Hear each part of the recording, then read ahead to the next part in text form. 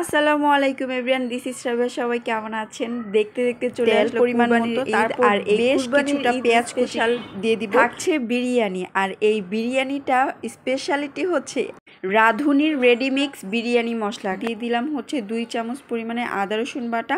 তারপর সবগুলো মশলা একসাথে ভালো করে মিক্স করে নিব মাংসের সাথে, কোনো পানি অ্যাড না করে বেশ কিছুক্ষণ নাড়াচাড়া দিয়ে এখানে আমি দিয়ে দিব 1 গ্লাস পরিমাণে তরল দুধ। ওই মশলাতেই ছিল, এই পর্যায়ে ভালো করে কষাতে হবে যেন মাংসের মধ্যে সবগুলো মশলা যেন তাড়াতাড়ি সিদ্ধ হয়ে যায়। এর জন্য আমি হচ্ছে ঢাকনা দিয়ে ঢেকে কিছুক্ষণের জন্য রেখে দিলাম।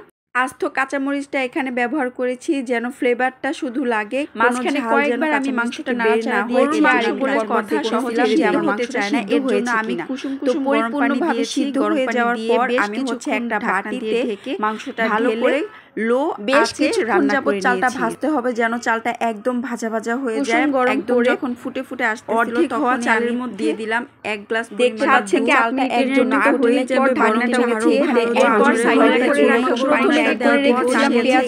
সেই বেরেস্তাটা দিয়ে দিব উপরে ছিটিয়ে। এরপর ব্যক্তিগত ব্যাপার যারা দিলেও চলবে, সবকিছু দেওয়ার পর ঢাকনা দিয়ে ঢেকে রেখে 4 মিনিট পর দেখুন আমার বিরিয়ানি একদমই কমপ্লিট। আর মাশাআল্লাহ অনেক ঝরঝরা যা আসছিল না, মানে কি বলবো, তখন আমাদের সবারই দাওয়াত রইল, অবশ্যই আসবেন কিছুদিনের মধ্যে আবার।